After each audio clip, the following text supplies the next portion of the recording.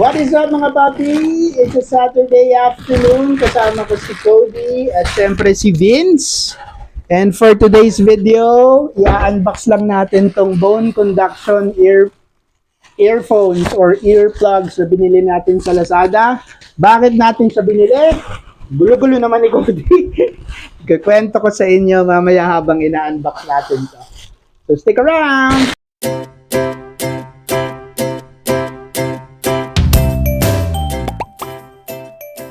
Okay, so story time muna. So, noong Sunday, charge ko tong bone conduction earplugs natin kasi every Sunday ginagamit ko to pag nagbabike ako. So, after ko i-charge, tinanggal ko yung kable. Pagtanggal ko ng kable, ito ang nangyari. Ayan.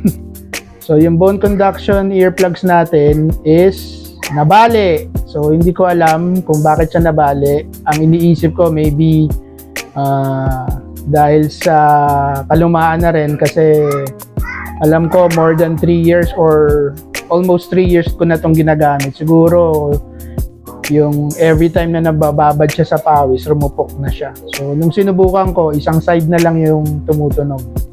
Kaya need na natin siyang palitan. Bawi na naman ako rito. Ang bili ko rito is 3,800 and I'm using it for almost 3 years. So parang more than 1,000 pesos a year. So, bawi na rin.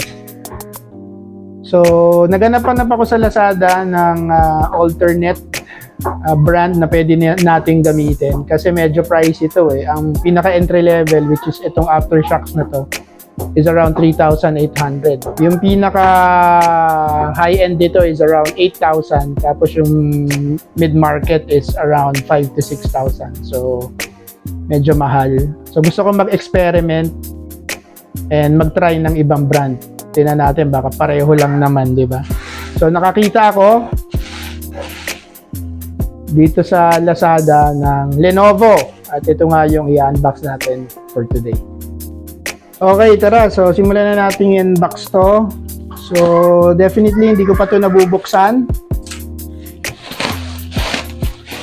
Hindi ko rin alam kung ano naman nito. Baka mamaya bato to eh. No? So, ang price nito is 1,067.06 kasama shipping. So, ito yon. Alright. So, mga maayos naman siya. Ito yung Think Plus box niya. Lenovo.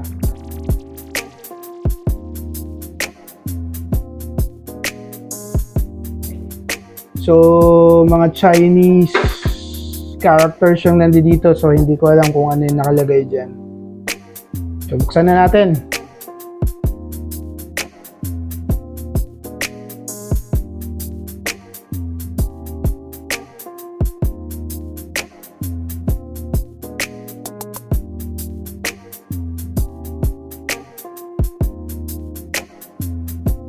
So, tingnan natin kung ano yung nasa loob ng box. Alright, so let's see what's in the box.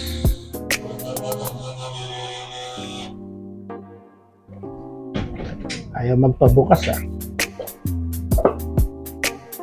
Okay, so simple-simple. Ito lang.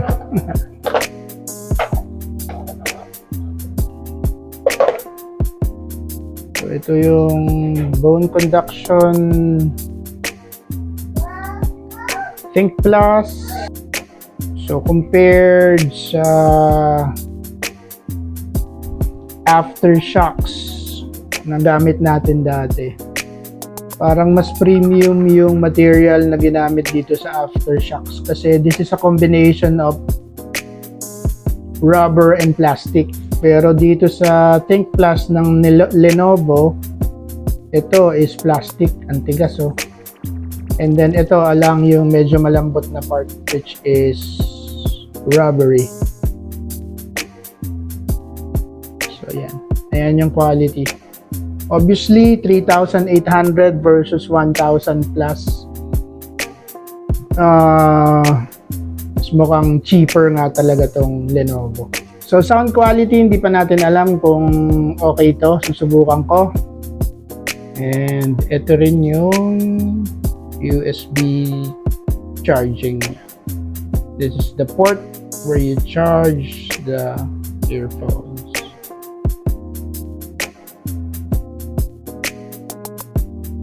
Ano pang nakalagay sa box niya? Ito yung charging cable niya. And then, of course, meron siyang manual. So, ayan yung mga function niya. Meron siyang, of course, yung power button, on and off. Meron siyang game mode, next song, previous song, increase the volume, reduce the volume, activate SIR by doing the long press, and answer and hang up. Alright, so I know you guys are asking kamusta naman yung sound quality nito.